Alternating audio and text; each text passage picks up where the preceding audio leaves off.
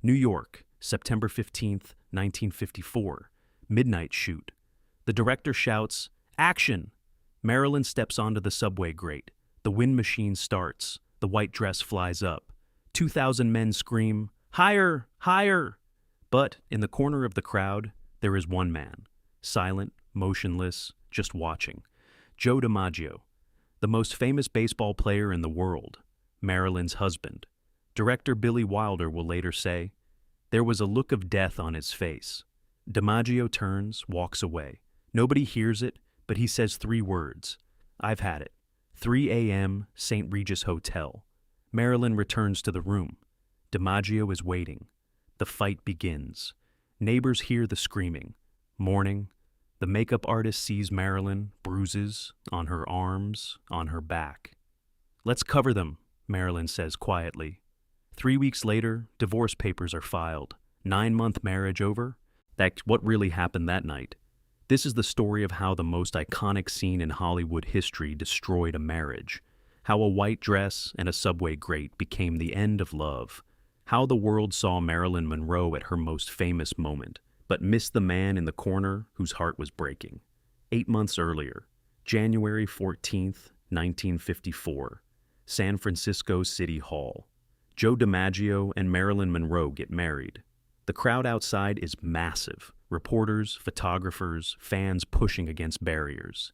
Inside, the ceremony takes 3 minutes. DiMaggio wears a dark blue suit. Marilyn wears a brown suit with fur collar. No white wedding dress. No bridesmaids. No family. Just 2 people and 2 witnesses. When they walk out, the crowd erupts. Flashbulbs explode. Questions fly. "Are you happy, Marilyn? How does it feel? Joe?" Marilyn smiles that famous smile. DiMaggio looks uncomfortable but proud. They pose for photos. They kiss for the cameras. Then they drive away to begin their honeymoon. But cracks formed immediately. DiMaggio wanted a traditional wife at home. Marilyn wanted her career. Honeymoon in Japan turned sour when DiMaggio ordered her to stay in the hotel. Then Korea invited her to perform for troops. DiMaggio said no. She went anyway. 100,000 soldiers cheering. When she returned, DiMaggio was cold, angry. 1 month married, already dying. Back in Los Angeles, March 1954, Marilyn started filming immediately. There's no business like show business. Long hours, demanding work. At home, DiMaggio waited, silent, resentful. Marilyn collapsed 3 times on set. Official reason, exhaustion. Real reason, suffocating marriage. A friend, Natasha Lytess, noticed. Late-night calls, Marilyn crying. "You don't know how unhappy I am." DiMaggio grew more controlling. No visitors, no work talk. He wanted Mrs. DiMaggio the housewife, not Marilyn Monroe the star. But she had spent her life becoming Marilyn. She couldn't just stop. Then came August 1954. Marilyn was cast in The 7-Year Itch, directed by Billy Wilder. The script called for a famous scene. Marilyn's character stands over a subway grate. A train passes below. The air rushes up. Her skirt blows high. It was meant to be playful, innocent, charming. The kind of scene that would become iconic. Billy Wilder had an idea. Instead of filming the scene quietly on a soundstage, why not make it a publicity event? Film it on location in New York, at night, on a real street. Invite the press, invite the public, or create buzz for the movie before it even comes out. The studio loved it. They set the date, September 15th, 1954. Location, Lexington Avenue and 52nd Street, outside the Translux Theater. Time, midnight. They put out the word to newspapers and radio stations. Come watch Marilyn Monroe film a scene. Come see movie magic happen. DiMaggio did not go to New York with Marilyn. By September, they were barely speaking. He stayed in California. She flew to New York and checked into the St. Regis Hotel. They talked on the phone occasionally, short conversations, polite but cold. September 15th arrived. All day Marilyn prepared. Wardrobe fittings, makeup tests, hair styling. The dress was simple but perfect. White, pleated with a halter top. Light fabric that would catch the air and billow. It looked innocent. That was the point. As evening approached, word spread through New York. Marilyn Monroe was filming tonight, on the street, in public. By 11 p.m., the crowd was already forming. By midnight, more than 2,000 people packed Lexington Avenue, mostly men. Some brought cameras, others just came to watch. They pushed against police barriers. They climbed lampposts for better views. They hung out of building windows. Billy Wilder arrived on set and saw the crowd. This was better than he imagined. This would be the publicity shot of the year. He positioned the cameras. He tested the wind machines hidden in the subway grate. He rehearsed with Marilyn and her co-star, Tom Ewell. Then, at 11:30 p.m., someone unexpected arrived, Joe DiMaggio. He had received a phone call earlier that day from Walter Winchell, a famous newspaper columnist and friend. "Joe, you should see what's happening in New York tonight. Your wife is filming a scene. There's a huge crowd. You should be there." Winchell's tone suggested DiMaggio needed to see this. DiMaggio flew across the country. He arrived at the location and pushed through the crowd. Nobody recognized him at first. He was just another man in a suit. He found a spot in the back, near a building corner, where he could see but not be seen. And he waited. Midnight. Wilder called for action. Marilyn and Ewell walked out of the theater, acting like they had just seen a movie. They stopped at the subway grate. Marilyn stepped onto it. The wind machine activated. The white dress flew up, high above her waist. Marilyn laughed, pushed it down. But the wind kept blowing. Her legs were exposed. Her thighs were exposed. The crowd went insane. "Higher! Oh, higher!" men shouted. Whistles, catcalls, cameras clicking. Marilyn was playing to them now, smiling, laughing, pretending to be embarrassed, but clearly enjoying the attention. This was what she did. This was who she was. A performer giving the audience exactly what they wanted. Wilder yelled, "Cut!" The crowd groaned. "Again!" someone shouted. Wilder agreed. They would do it again and again. For 2 hours they repeated the scene. Different angles, different takes. Each time, the dress flew up. Each time, the crowd roared. Each time, Marilyn smiled and laughed and gave them the show they came for. And each time, in the corner, Joe DiMaggio watched. His face had gone pale. His jaw was clenched so tight it looked like it might break. His hands were fists at his sides. A photographer near him would later say, he looked like a man watching his worst nightmare happen in slow motion. Billy Wilder noticed him eventually. The director would never forget DiMaggio's expression. "There was a look of death on his face," Wilder said years later. "He didn't like what he saw or what everyone else was seeing. I knew right then that this marriage was over." Around 2 a.m., after dozens of takes, DiMaggio couldn't watch anymore. He turned and walked away. He didn't say anything to Marilyn, didn't approach her, didn't cause a scene. He simply left. But as he walked, someone heard him mutter 3 words. "I've had it." He went back to the St. Regis Hotel. Their room. And he waited. Marilyn finished filming around 3 a.m. She was exhausted, but exhilarated. The scene had been perfect. The crowd had loved it. This would be the shot that everyone remembered. She returned to the hotel, smiling, still wearing the white dress.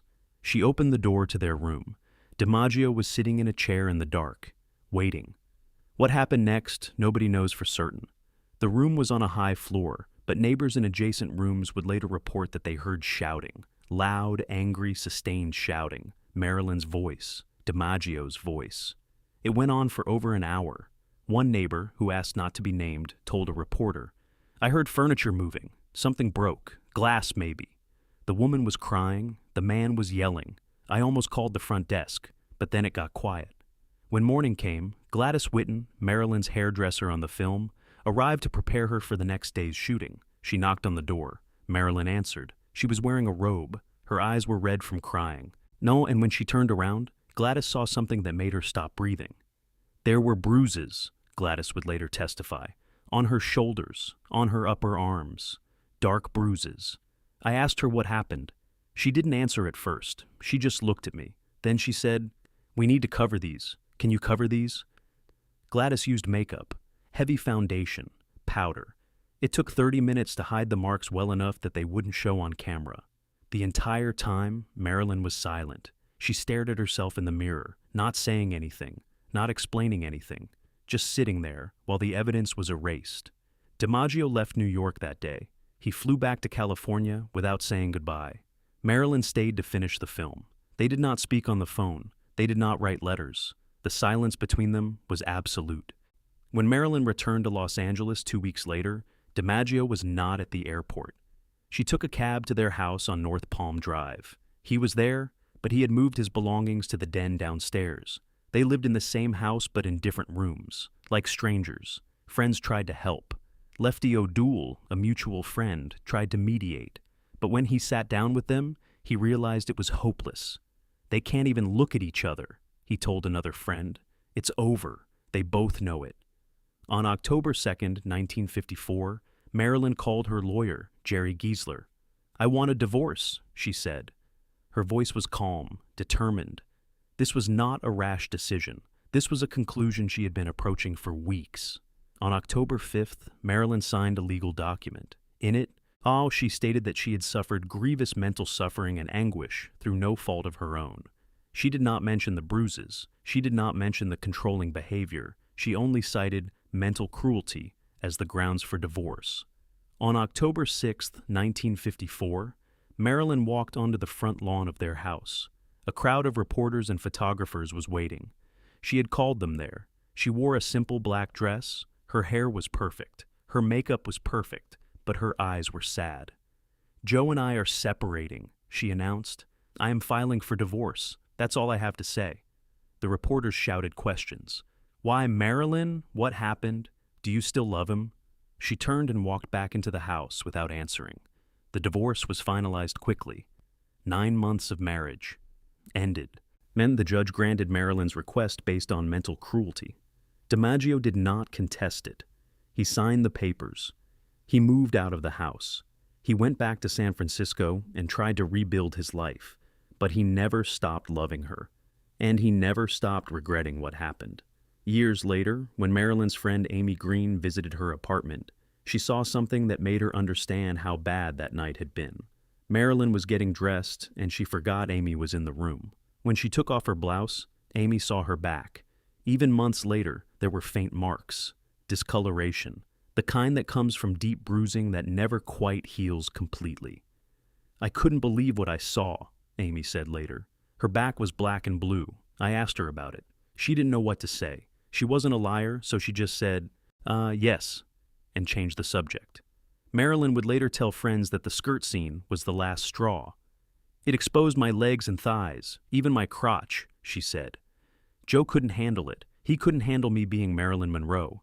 He wanted me to be someone else, but I spent my whole life becoming this person. I couldn't just stop." DiMaggio saw it differently. To him, the scene was a humiliation. His wife, on display for thousands of strangers, men shouting crude things, photographers capturing images that would be printed in magazines around the world. In his traditional Italian worldview, a man protected his wife's dignity. But Marilyn's job required her to do the opposite. They were never going to work. One person wanted privacy, the other needed the spotlight. One person wanted a traditional life. Now the other was redefining what a woman could be. The marriage was doomed from the start. But despite everything, they stayed connected. 1961, Marilyn hospitalized for depression. She called DiMaggio. He showed up. "I want my wife released. If not, I'll take this hospital down brick by brick." She was out the next day. When Marilyn died August 5th, 1962, DiMaggio arranged the funeral. Not Arthur Miller, not Hollywood friends. DiMaggio. He broke down crying. "I'll go to my grave regretting and blaming myself." He kept his promise. She had asked, "Put roses on my grave every week." For 37 years, until his 1999 death, fresh roses arrived weekly. On his deathbed, he was still thinking of her. The white dress from the skirt scene sold at auction years later for over $5 million. It is one of the most valuable pieces of Hollywood memorabilia ever sold. The image of Marilyn, laughing, pushing down her flying skirt, became one of the most iconic photographs in history. It defined her. It immortalized her. But nobody talks about the man in the corner, the man whose face went pale, the man who walked away saying, "I've had it." The man whose marriage ended that night on a New York street while 2,000 strangers watched his wife and cheered. September 15th, 1954. The night Marilyn Monroe became eternal. The night Joe DiMaggio lost the woman he loved. The night a white dress and a subway grate proved that sometimes the whole world can watch something happen and still miss the most important part of the story. What really happened in that hotel room, only two people ever knew. One died in 1962. The other died in 1999, still sending roses, still regretting, still loving the woman he couldn't hold on to. The bruises faded, the divorce papers yellowed, the white dress went into a vault. But the question remains, was that night in New York the moment the marriage died? Or had it been dying all along and the skirt scene just made it visible? Maybe both. Maybe the marriage was never going to survive. Maybe two people who loved each other were simply too different. Maybe Marilyn was always going to choose fame over domesticity. Maybe DiMaggio was always going to demand something she couldn't give. Or maybe, in a different world, if that scene had never been filmed, if those 2,000 men had never shown up, if Walter Winchell had never made that phone call, maybe they would have found a way. We'll never know. And all we know is this. On September 15th, 1954, at midnight, on Lexington Avenue in New York City, the most famous actress in the world stood over a subway grate and let the wind blow her dress high while her husband watched from the shadows. 3 hours later, they fought. 3 weeks later, she filed for divorce.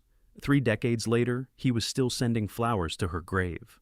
That's the story behind the most famous scene in Hollywood history. Not the laughter, not the white dress, not the flying skirt, but the man in the corner, the man nobody was watching, the man whose heart broke in silence while the whole world cheered.